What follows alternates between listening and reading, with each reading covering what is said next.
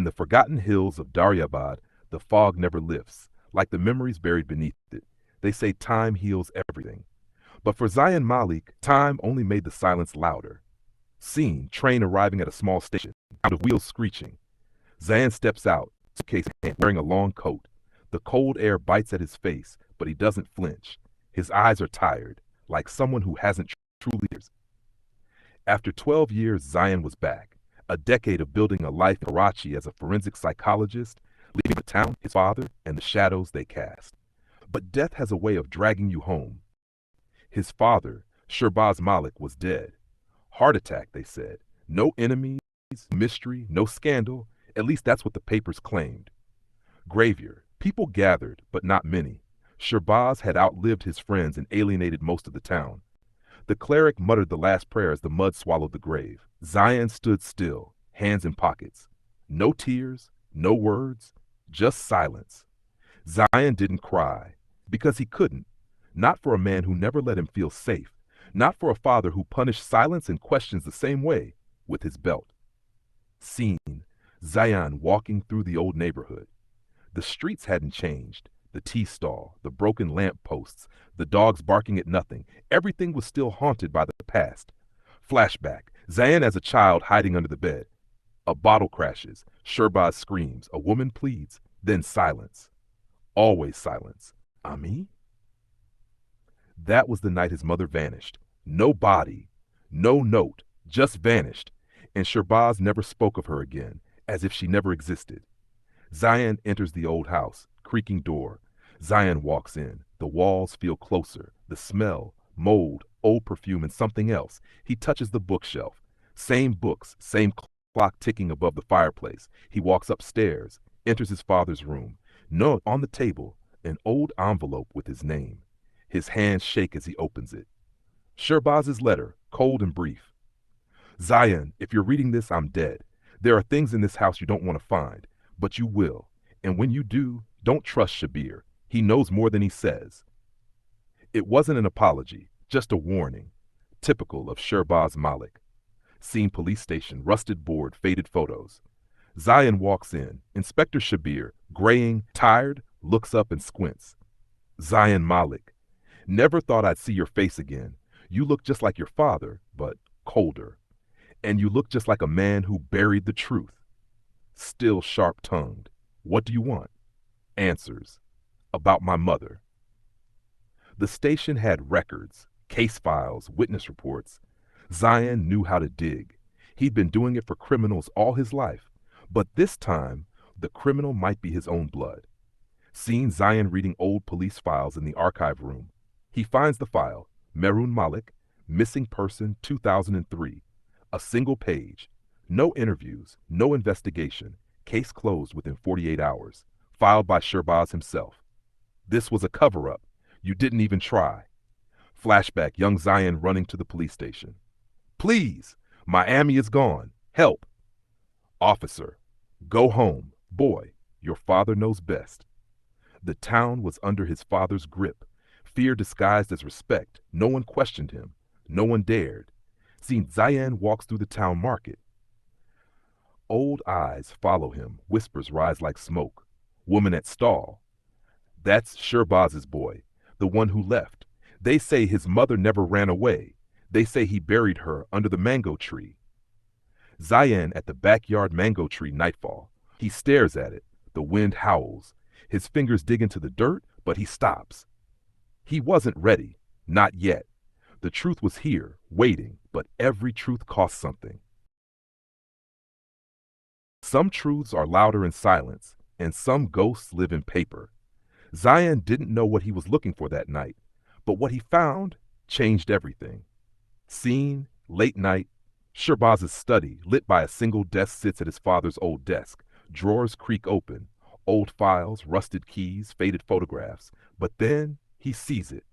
A thick brown envelope taped under the drawer. He tears it free.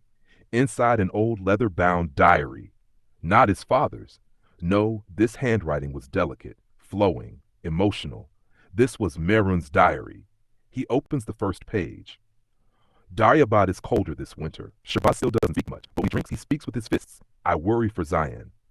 Flashback, young Zayan, watching his mother cry silently in the kitchen. The pages bleed pain, isolation, fear, but also love for Zayan. She endured for him.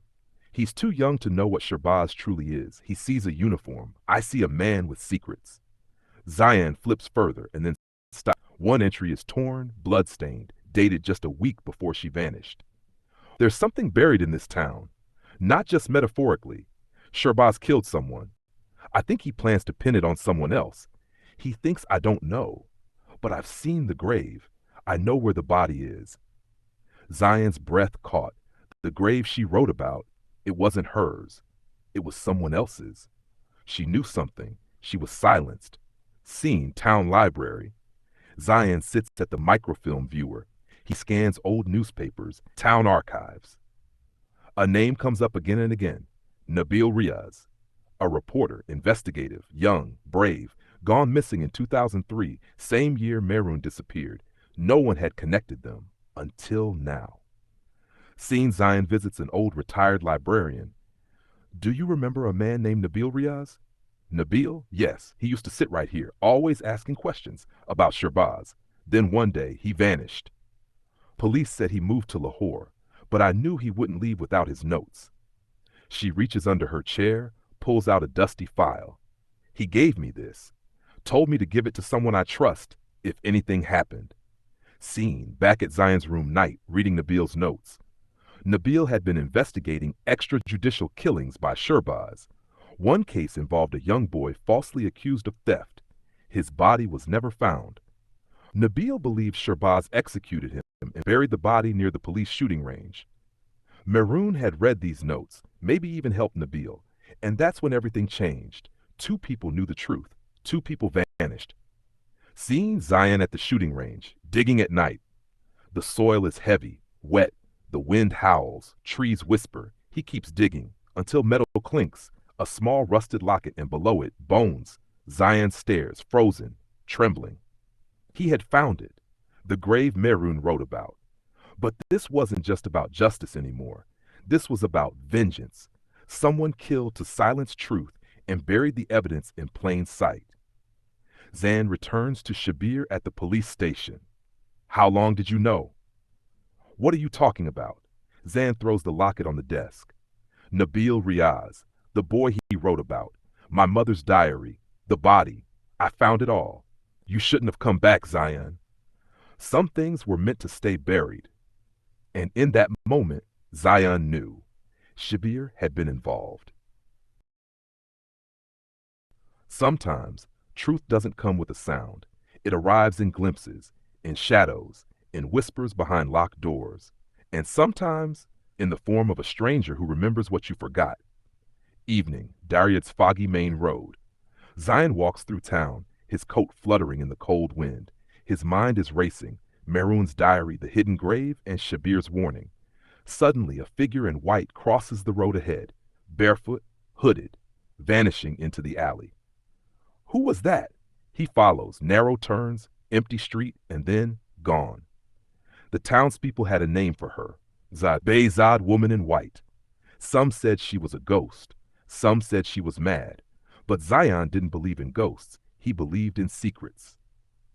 Darya Abad Mental Health Facility the next morning. Dr. Kasim, you want to see her? We don't usually allow visitors, especially to patient 47. Zayan, I'm not a visitor. I'm a forensic psychologist, and I believe she may have known my mother. Patient 47, real name unknown, found wandering the forests of Daryabad 6 years ago, repeating only one name, Mehroon. Zayan enters a sterile white room. In the corner, a woman sits, hair unkempt, rocking gently. Hello? She doesn't respond. Then she suddenly stops rocking, slowly lifts her head. You have her eyes. Zayan freezes. You knew Mehroon? She stares blankly. Sherbaz lied, buried the truth. We all paid. Who are you? I was her sister. Zayan steps back. This woman was his aunt. A woman no one ever spoke of. A woman he didn't know existed. I tried to stop him, tried to tell people. He made me vanish like her. What did he do to her? He took her to the old watchtower. That's where it ended. Scene flashback, the watchtower, 2003. Sherbaz drags Maroon, bruised and crying. She pleads, "Please, he's just a child. Let me go. You chose the boy over me. You betrayed me for a dead journalist." Lightning strikes. A scream echoes through the hills. Scene present Zayan driving toward the old watchtower. The road is broken, barely visible. Trees loom. The tower stands like a giant skeleton. It was once used by the British. Now only owls and ghosts remained. Zayan climbs the stairs. At the top, he finds another diary, Meroon's second diary. Hidden in the wall, wrapped in cloth, protected from time, he reads, "If anyone finds this, know that I tried. I tried to save Nabil. I tried to protect Zayan, but Sherbaz, he's not just a monster. He's broken inside, and broken men only know how to destroy."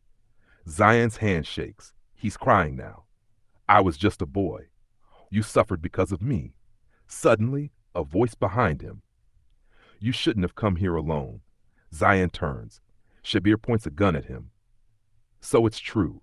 You helped him kill her." "I didn't kill her, Zayan, but I didn't stop him either. That's the same, isn't it?" "Where's her body?" Shabir steps closer. "You're asking the wrong question. The real question is, who else knew?" Gunshot. Darkness. When a man stands at the edge of truth, he has two choices: fall into madness or rise with clarity. For Zayan, that moment had come. Blood, guilt, and memory now shared the same breath. The watchtower, aftermath of the gunshot. Zayan lies on the wooden floor, blood on his shoulder. The gunshot grazed him. He's weak but alive. "I told Sherbaz we should have buried everything deeper. But you kept digging." Zayan coughs, gripping a loose iron bar nearby. "You think killing me will fix this? It's not about fixing. It's about survival." Zayan suddenly strikes Shabir's leg with the iron, sending him crashing into the wall. The gun slides across the floor. Both scramble, but Zayan gets to it first. "Sit down." Shabir, bleeding, obeys. Scene, same place. Zayan forces Shabir to Zan. "Tell me what happened. All of it, or I swear you won't walk away." "She found out about Nabil." Sherbaz panicked, "told me he was just cleaning up. I didn't know he'd kill Meroon too, until it was done." "Where is her body?" "The basement, under your house, beneath the old floorboards. She never left home, Zayan. He kept her under your feet. The house that raised him also buried her. Every creak, every silence was her cry." Scene, Malik House, night. Zayan tears up the basement floor, hand bloodied. A foul smell rises. A small skeleton wrapped in cloth, pressed into a corner. Beside it, a gold pendant, his mother's. He breaks, drops to his knees. Rain pounds on the rooftop. Thunder cracks. "I'm sorry, Ami. I should have known." Some griefs aren't loud. They're silent and eternal. Zayan walks in, holding a file and the audio recording of Shabir's confession. "This is everything. You wanted proof? There it is. Charges of murder, concealment, conspiracy. What about Shabir? He'll testify or he'll hang." Graveyard, new burial. Marin Malik is finally buried with her name carved in stone. Townspeople attend, Auntie Farhat, the woman in white, even the new inspector. Some stories don't end with justice. They end with closure. Zayan gave her that, 22 years too late. Final letter, writing at the train station. "To whoever finds this story, my mother was never weak. She was silenced. My father was never powerful. He was a coward hiding behind a badge. This town, Daryabad, survived because of the silence of good people. I broke that silence, and I hope you do too." Train whistle blows. Zayan boards. Zayan left the town the way he entered, quietly, with pain in his eyes. But this time, he carried something else too: peace. Time moves forward, but memories, they linger. Some return as dreams, others as warnings, and a few stay as scars we learn to wear with pride. A quiet apartment. Bookshelves lined with psychology journals and handwritten notes. A soft rain hits the windows. Zayan now works as a trauma therapist, helping others find answers inside their minds, just as he once searched outside himself. Narrator. He no longer chased the past. He helped others escape theirs. Scene. The boy speaks of nightmares, of a father's fists, of a mother who never spoke again. Sometimes, I think it's my fault. It's not. The people who hurt us want us to believe that, but they don't get to decide our story. We do. That was Zayan's new purpose. He couldn't save his mother, but he could be the voice for those who were still drowning. Scene post office. Zayan receives a parcel. Inside, an old cassette tape, a letter, and a photograph. The photograph, Maroon, holding baby Zayan at the beach. The letter is from patient 47, his aunt, now slowly recovering at a care center. I remember more now, not everything, but enough to know this. Maroon never feared death. She only feared you growing up without truth. Thank you for giving her peace and giving me a reason to remember. Scene, voiceover from cassette tape, Maroon's voice. My dear Zayan, if you're hearing this, then maybe I'm gone. Or maybe I'm finally free. I want you to know I never left you. Not truly. Every story you tell, every truth you speak, every time you stand for someone who can't, that's where I'll be. Right there behind your voice. Seeing Zayan stands on a hill outside Lahore, he closes his eyes. The wind passes gently. The tape ends, but her voice lingers. The dead don't always ask for justice. Sometimes they just want to be remembered. And Zayan remembered, loudly, proudly, always.